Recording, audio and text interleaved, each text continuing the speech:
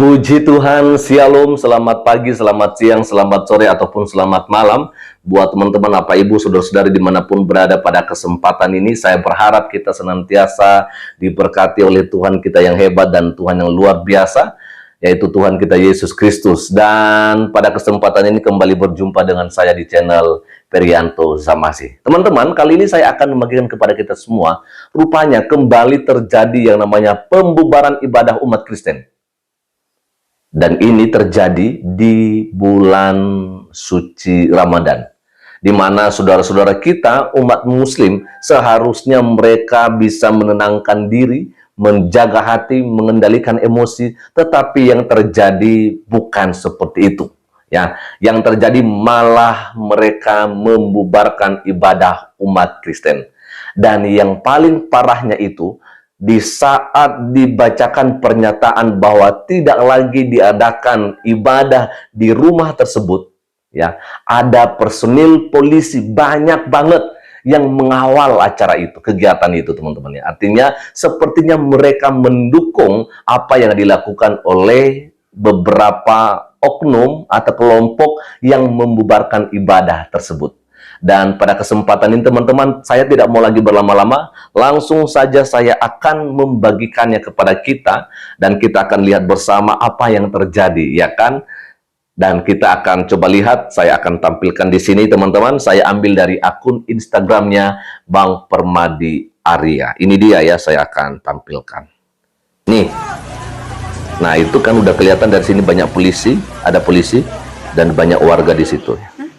Nah ini dia beberapa polisi, ada 1, 2. Udah, Bu. Nyatakan bahwa Nah itu di belakang juga ada. mengadakan ibadah atau kebaktian lagi. Nyatakan bahwa mulai itu dia hari teman-teman tidak ya. akan mengadakan ibadah atau kebaktian lagi di rumah saya tinggal. Demikianlah surat pernyataan ini saya buat. Bab 1 pasal 3 berbunyi, rumah ibadat adalah bangunan yang punya ciri. Nah ini dia, khusus kita yang dengarin digunakan apa yang untuk disampaikan ibadah, oleh Bang Permadi kecuali Arya. tempat ibadah keluarga. Rumah ibadat keluarga itu tidak perlu pakai izin. Apa yang dimaksud rumah ibadat keluarga? Yang dimaksud rumah ibadat keluarga kalau di Islam itu namanya musola, kalau di Kristen itu namanya rumah doa. Ya, jadi untuk kita umat Islam, kalau kita mau bangun musola di ruko, perlu pakai izin nggak? Tidak perlu.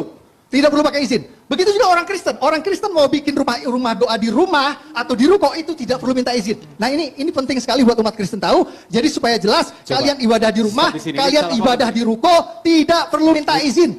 Itu menurut SKB 2 Menteri. Nah itu dia kan. Jadi rumah pribadi, rumah tinggal, di situ diadakan ibadah. Yang jadi permasalahannya, yang jadi pertanyaannya, apakah di rumah pribadi tidak boleh diadakan ibadah? Ya kan?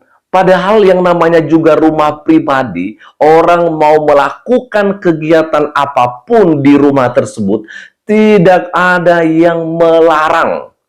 Kecuali kegiatan atau perlakuan yang terjadi atau yang diadakan di rumah tersebut adalah sesuatu tindakan pidana, atau mungkin kejahatan, atau mungkin perzinahan, atau dan apapun sebagainya teman-teman, bolehlah dilarang, ya, bolehlah dibubarkan, atau mungkin melakukan yang namanya minuman keras begitu ya, atau tempat diadakan yang namanya perkumpulan orang-orang yang tidak beres seperti begitu. Tetapi ini teman-teman ya, di rumah saudara kita, wanita yang membacakan pernyataan ini, di rumahnya diadakan rumah ibadah. Tetapi saudara kita, mereka malah ya membubarkan ibadah tersebut. Padahal ibadah itu adalah memuji, menyenangkan hati Tuhan. Ya, sama seperti saudara-saudara kita yang sedang melakukan ibadah puasa mereka. Gimana coba ya kan? Di saat mereka sedang berpuasa, bisa jadi mungkin ada yang tidak bisa datang di musola atau di masjid, dan akhirnya mereka hanya tinggal di rumah, lalu tiba-tiba dibubarin atau diganggu tuh puasanya. Ya kan? Apa yang akan terjadi? Nah ini dia teman-teman ya. Makanya jelas seperti apa yang disampaikan oleh Bang Permadi Arya, bahwa rumah ibadah seperti gereja itu yang memang harus terpisah. Tetapi kalau misalnya rumah pribadi atau rumah tinggal digunakan untuk beribadah, itu sah-sah aja. Ya, sekalipun juga dia mengundang sanak saudaranya atau teman-temannya yang lain untuk bersama-sama beribadah di rumah tinggalnya, di rumah pribadinya, tidak ada yang melarang. Ya kan? Masa orang dilarang di rumahnya sendiri untuk beribadah? Ya kan? Emang Anda terganggu? Ya, jadi sebenarnya teman-temannya ini yang saya nggak ngerti kenapa saudara-saudara kita yang seperti ini ya. Seharusnya mereka bisa menenangkan diri dong, ya kan? Ini bulan suci Ramadan, ayolah berpuasa Bapak Ibu, perbanyak melakukan hal yang baik ya, dan perbanyak untuk menenangkan diri, berserah diri kepada Tuhan, ya berdoa kepada Tuhan, bukannya mengganggu orang lain, ya kan? Akhirnya di sini ada sebuah caption yang diberikan oleh Bang Permadi Arya. Saya akan bacakan ini deh ya. Bulan puasa ibadah. Jadi yang terjadi realitanya bukan X ya. Bulan puasa bubarin ibadah. Nah itu realitanya teman-teman. Umat Kristen sedang ibadah minggu di rumah yang dilindungi undang-undang ya.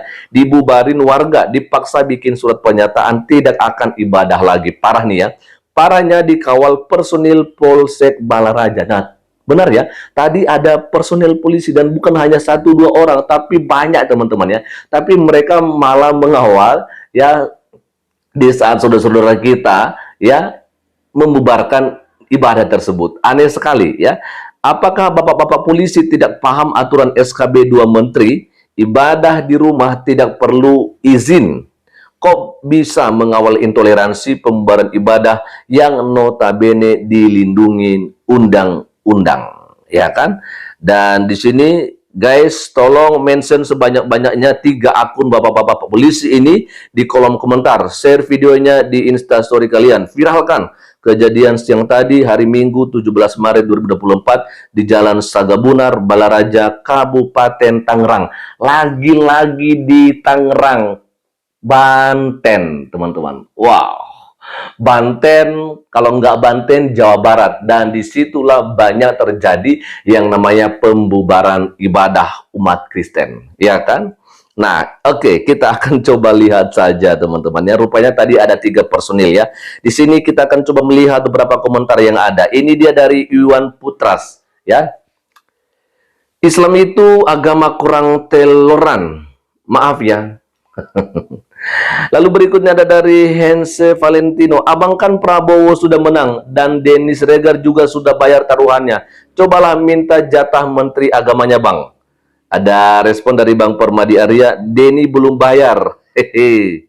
Ya kan, dan ada di bagian bawah tuh dari Lucy Mamazio. Jumlah kami cuma sedikit tapi kok ditakutin ya. Nah itu dia. Itu dia ya, kita nggak banyak teman-teman ya, kita orang Kristen nggak banyak, tapi sebenarnya kan kita nggak ngelakuin hal yang tidak ya kan, kita mau buat ibadah di rumah sendiri, itu kan hak kita sebenarnya ya. Kenapa ada orang yang tidak senang ya, agak ngeri aja sih ya. Ada dari Bro DM ya, gue sih pengen silaturahmi yang bawa bambu dan teriak-teriak bakar. Lalu ada dari Ade Fabiola, bikin pengajian di rumah sampai di jalan raya, nutup jalan, bikin macet berkilo-kilometer, nggak apa-apa. Polisi itu kerjaannya apa ya? Nah, betul sekali teman-teman ya. Jadi biasanya kan ada di pengajian di rumah-rumah saudara kita Muslim. Dan itu memang rame banget gitu ya. Banyak orang berdatangan di situ. Ya sampai di tengah jalan juga mereka pakai. Tapi nggak pernah ada masalah. Nggak pernah dibubarin. Dan nggak pernah juga ada polisi yang membubarkan atau artinya memberikan peringatan kepada mereka. Lain dengan yang terjadi kemarin ini. Ya, polisi mengawal mereka yang sedang membubarkan ibadah hanya karena ibadah itu diadakan di rumah pribadi. Bagaimana dengan pengajian-pengajian bapak-bapak polisi? Apakah itu dibiarkan begitu aja? Dan saya mau katakan sebenarnya itu tidak masalah.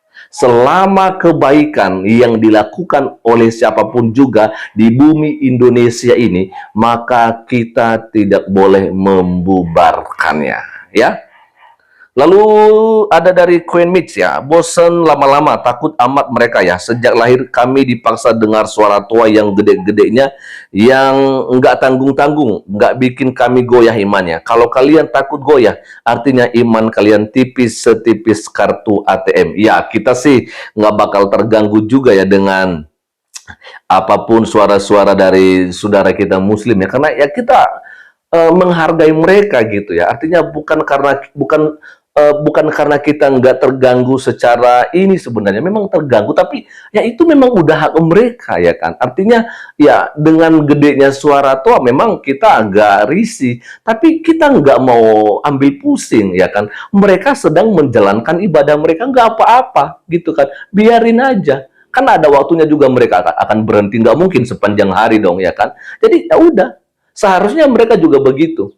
Ya kan, nggak setiap hari juga diadakan ibadah di situ. Mungkin hanya sekali itu aja. Mungkin dia sedang apa namanya, ada saudara-saudara yang datang dari kampung atau teman-temannya. Dan kalaupun memang itu setiap hari Minggu, kenapa kita mau bubarin? Itu ya.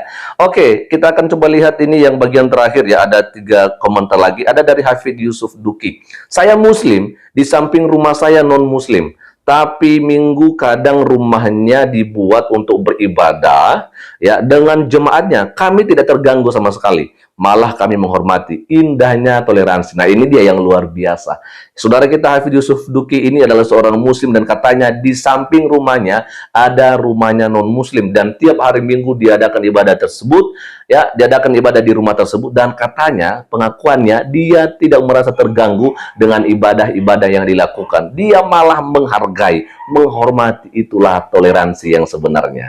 Nah, ini enak sekali membacanya teman-teman ya. Jadi ya saya pikir saudara-saudara kita yang melakukan pembubaran di Tangerang ini belajar dari Bang Hafid ya. Oke, ada dari Emmanuel Lendar ya. Fungsinya pakai rompi hijau buat apa? Saya nggak ngerti. Coba tanya sama mereka Bang ya. Ini yang paling terakhir dari Fran Dewangga. Saya Muslim. Emang kenapa kalau mereka ibadah kayak gitu? Ganggu, ngerugiin. Apa gimana sih? Kok ribet amat ya? Nah, ya kan? Nah, itu dia teman-teman ya. Jadi ada 2 Muslim yang tadi mengaku Muslim dan mereka sepertinya merasa nggak terganggu kok. Kalau misalnya ada yang non-Muslim melakukan ibadah di rumah mereka. Jadi saya pikir sebenarnya ini tidak semua saudara kita non-Muslim. Ini saya harus sampaikan. Tidak semua. Hanya sebagian orang saja yang merasa terganggu ketika orang-orang Kristen sedang melakukan ibadah, baik itu di gereja atau di gedung yang sudah memang ada terpisah, dan juga termasuk di rumah tinggal atau rumah pribadi, bahkan juga termasuk kalau misalnya ada ruko yang digunakan oleh orang Kristen untuk mengadakan ibadahnya. Mereka seringkali terganggu dan akhirnya mereka membubarkan ibadah tersebut. Teman-teman, ayo mari kita doakan mereka, kiranya mereka semua dijamah oleh Roh Kudus, ya, dan mereka boleh bertobatlah, ya. Mereka tidak lagi melakukan perlakuan-perlakuan yang seperti itu. Selamat pagi, selamat siang, selamat sore, dan selamat malam. Tuhan Yesus memberkati kita semua. Shalom.